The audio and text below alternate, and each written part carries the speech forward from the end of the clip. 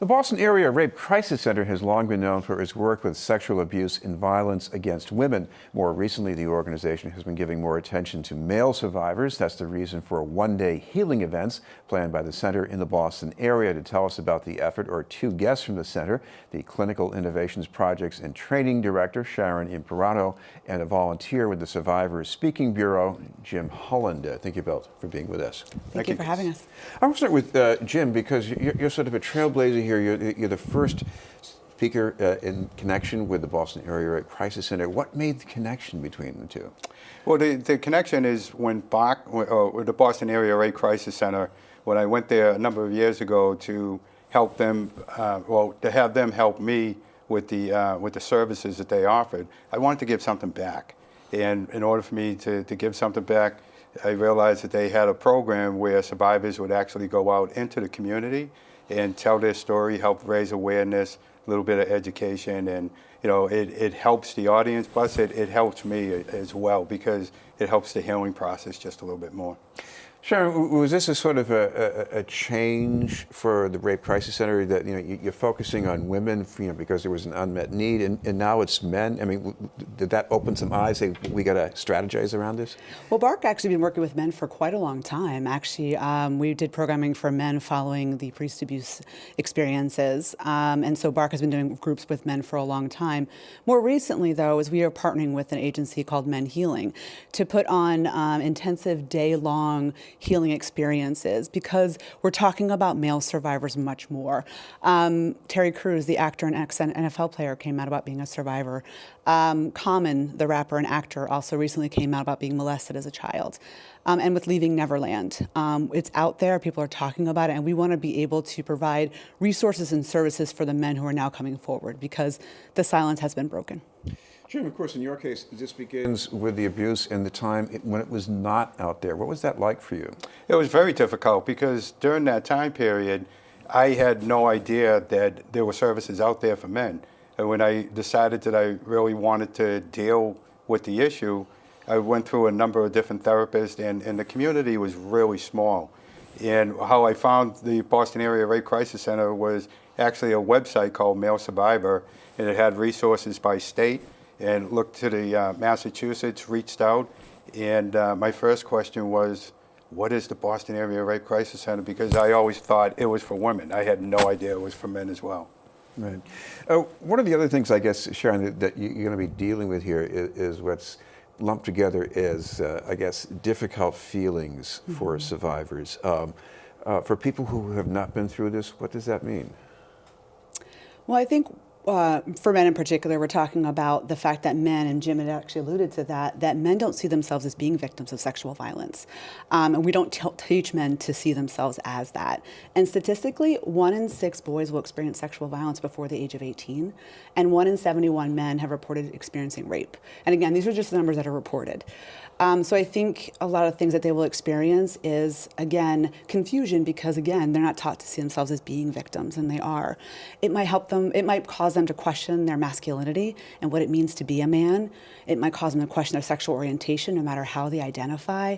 There's a lot of confusion that comes up for male survivors. One thing that comes up is, quite often, is physical responses that men might have to sexual violence, and the idea that that is used against them, that men, arousal does not mean desire. And I think for a lot of men and boys, they get very confused by that. They had talked about that on Leaving Neverland and the Oprah special that followed, just not really understanding and having a lot of confusion about how their bodies reacted, how their brains reacted, and also, again, not seeing it as being abusive, or again, as seeing themselves as survivors. Sure, I guess it means if you don't see yourself as a victim, you might almost hold yourself responsible for what happened to you. Yeah, there was a lot of blaming going on for myself personally, because when I was going through the recovery process, I was looking at it through the eyes of, at the time, a mid-40-year-old man, and thinking, well, I should have saw that coming. There was a red flag here, there was a red flag there, not knowing that I was only 13 years old at the time. And as a 13-year-old, during that time in my life, I was looking for attention, because there was a lot of issues going on at home, and my abuser came in and he gave me that attention. And there was a lot of buildup between the actual event when the rape happened, the prior to that they call the grooming process.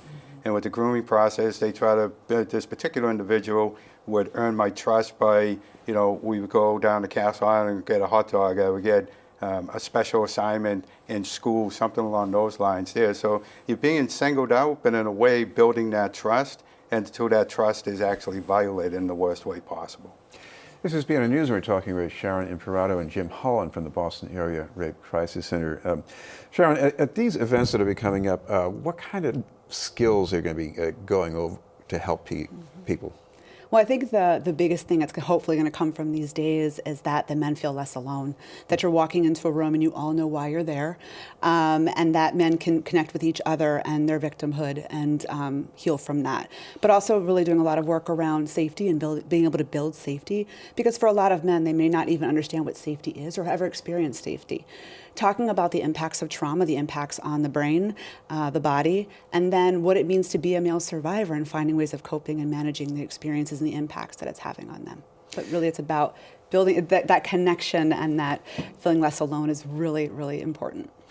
Jim, you go to an event like this, you meet people. I mean, if you think of your own history here, what happened? What was it like when you could go to an event and talk to people? When I went to the event, the specific event that Sharon was talking about, the first one I attended was back in 2011, and it was a room roughly of about 50 to 70 men. And when we first went there, everybody's eyes were on the floor. You can just feel the shame, you can feel the guilt, you can feel being a victim, you can feel a bunch of different things, why I should not be here.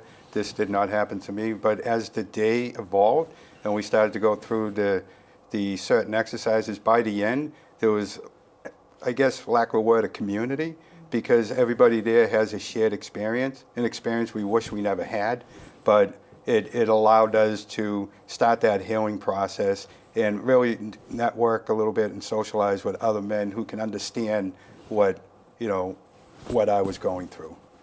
Sharon, we should finally mention the details about where these events. There was going to be one in Boston, I think, and one in Waltham. Mm-hmm. So the one in Boston is on Sunday, June 9th from 9 to 5, and the one in Waltham is on Saturday, June 8th from 9 to 5. And I would just encourage people, if they're interested in learning more, about going to our website at barcc.org. And of course, for people in general, if they've experienced any kind of abuse or even sexual violence, you've got a hotline they can call to? BARC has free and confidential services for all survivors of sexual violence. It includes a hotline as well as other services. Thank you both very much, Sharon Imperato and Jim Holland.